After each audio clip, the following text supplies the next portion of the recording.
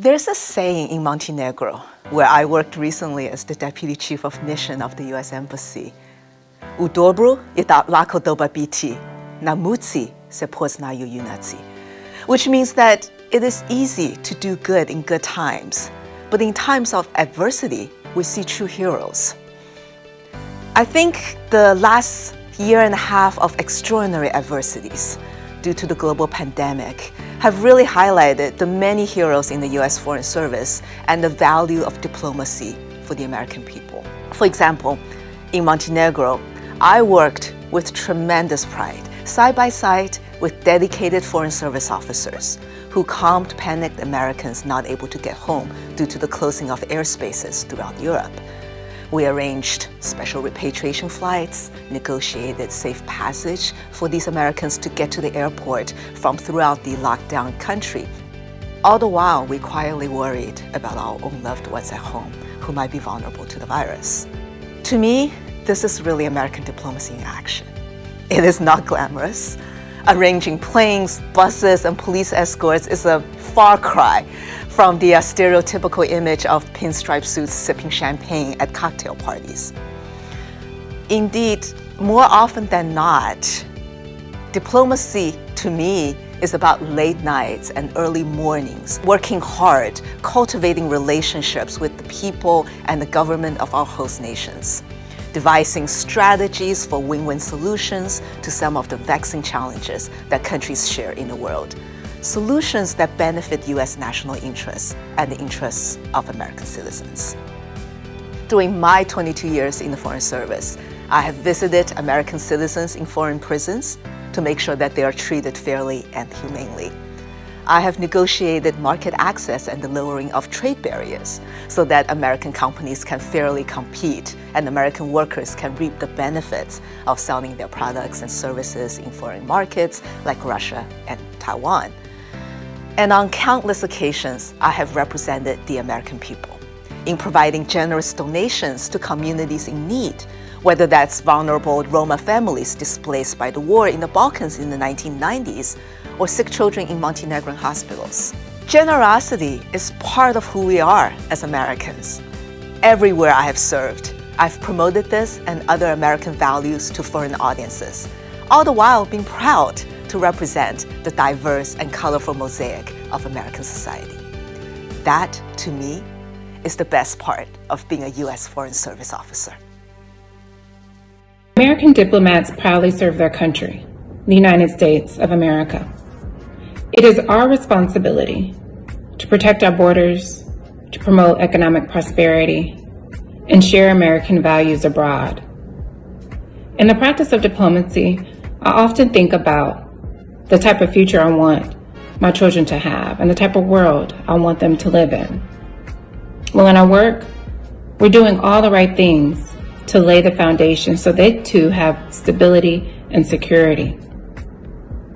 What we do is promote commercial interest, promoting American businesses, large and small, so that blue-collar workers, farmers, and women, people from urban and rural communities have an opportunity to invest and grow their businesses.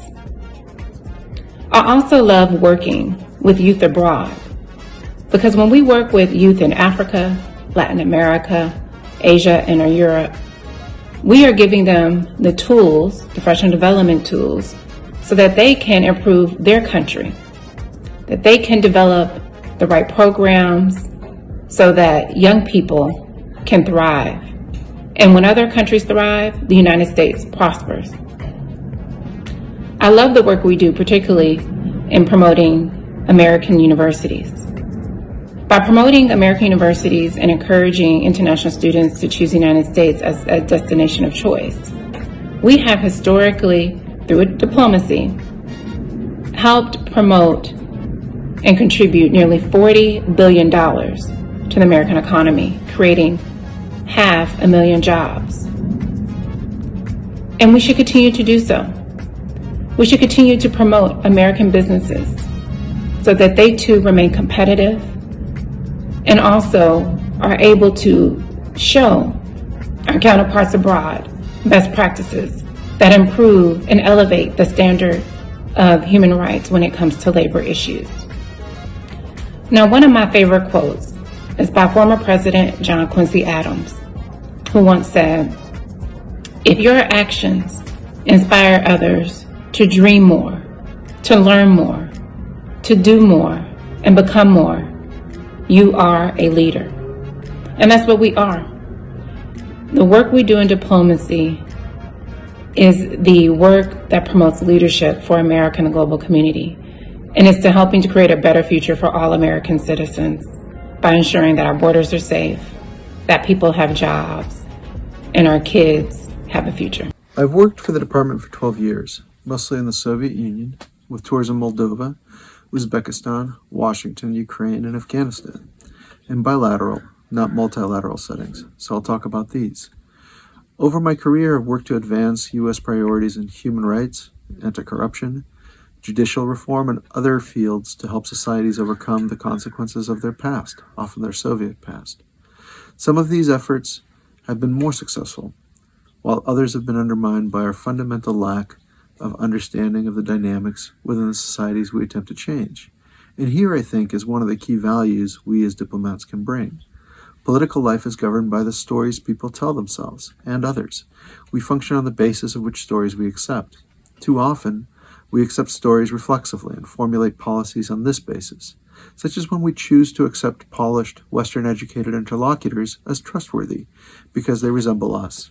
And yet, effective policy is impossible without understanding the fundamental drivers and interests of our allies and challengers, and how these relate to the declarative narratives told for the benefit of domestic and foreign audiences. As diplomats living among societies not our own, we must ensure that the stories we tell our policymakers about the countries of our assignment are founded in reality. We must understand when things are said to influence and not to inform, evaluating multiple sources against each other to offer a cogent analytical framework for decision-making. As part of a complex policy-making apparatus, even when we are right in our analysis, at times we struggle to be heard. Yet when we are successful, and when our policymakers are willing to hear new information, even if it challenges their own assumptions, we can make a difference, as George Kennan did with his long telegram, which simplified the complexity of the Soviet Union for the non-expert and offered a cogent, workable policy prescription. Understanding the prevailing narratives in our countries of assignment and the assumptions and realities behind them also allows us to explain our own ends to foreign interlocutors in ways that resonate with them, to demonstrate empathy for the societies in which we work by finding common ground where possible and understanding and addressing our differences. Finally, it is our duty to remember that our ability to influence events through diplomatic means often depends on the power of our example, on demonstrating, not just incessantly repeating a commitment to our values, abroad and at home. Because just as we see the disconnect between these words and actions in other countries, so do others see it in us. And this costs us trust and goodwill with challengers and allies alike. For that reason, we also do a profound service to the people of the United States when we demonstrate the breadth and scope of our diversity as a nation and a commitment to a multiplicity of voices by a foreign service that mirrors that diversity and can help erase boundaries between us and some mythical other. Educational and cultural programs writ large, I would say, bring people of all ages and stages to the United States for their life-changing experiences, as it takes Americans to foreign countries for similarly life-changing experiences. The alumni in all the countries where I have served, we call them alumni of our U.S.-sponsored exchange programs, often return to their home countries with such a sense of American culture and values. Their experience tends to leave such a lasting impression that many people I've met will give me chapter and verse, hour by hour, their recollections of their times in the United States. If they went 20 years ago, if they went 15 years ago. I also feel when we can't sponsor an exchange program for every citizen of the world to come to the United States, the other best tool that we have to use is the English language to build that bridge with the United States. We support English language learning all over the world. In Kazakhstan, for example, we have excellent programs for middle school and high school students. We support teacher trainings at universities, and of course those teachers, when they strengthen their English, there's a multiplier effect. Then they're more able and more capable to get the enthusiasm and energy and knowledge that they have passed on to new generations. So it's, and we have found over time, it's really is true that with improved English skills, people around the world are more likely to come to visit the United States for study, for business, or for tourism. They're more likely to buy American products, to do business with American companies, certainly consume U.S. entertainment. Hollywood remains a big draw for language learning as well. What's my job? Overseas, I'm proud to say that I'm a U.S. diplomat. If my young kids are asking, my job is to help countries solve problems by using their words. But I think the best answer expresses less who I think I am or what I think I do, but more on whose behalf I'm engaged. And it's this: I represent the American people overseas. I represent you. We found out through the pandemic how much we can do remotely. We also found out where distant digital connections cannot meet our human needs. It's wonderful to video chat with a loved one who's thousands of miles away, but if you get sick, you may need a close neighbor to bring you soup. Diplomacy can be like this too. Senior US officials can jump on the phone and sometimes on a plane, but my job is being there in the neighborhood every day. When I'm overseas working on behalf of the American people, my job is understanding the country I'm in and advocating for America. Only with this understanding can we see our shared interests and begin to whittle away at our disagreements. You can't always do this from afar. You have to speak the language, break bread with the people. Sometimes what we do overseas on behalf of the American people has an obvious, immediate impact. Those times when I've helped an American couple go home with their newly adopted child, given an American business operating overseas critical market information, or even convinced a government of a US position, are immensely rewarding. It's not always that fast or that easy. In my career thus far, I've been lucky to work in some places most Americans don't think about every day. Yet what happens there absolutely impacts our national interest and the well-being of the American people. Terrorists, climate change, wars don't respect borders. Neither do viruses. We don't know where the next pandemic is going to emerge, where the next young person with a great idea is growing up, which government will help us end a destabilizing conflict, take in refugees, be our ally in a time of need.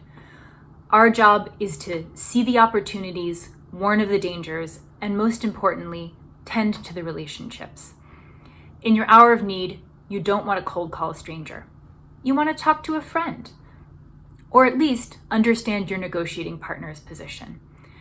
Our chances of calling a friend go up with every relationship we forge overseas on your behalf.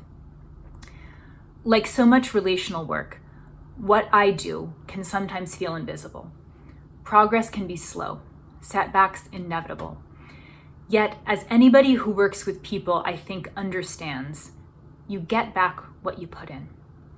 That's what I try to remember every day when I work on your behalf overseas.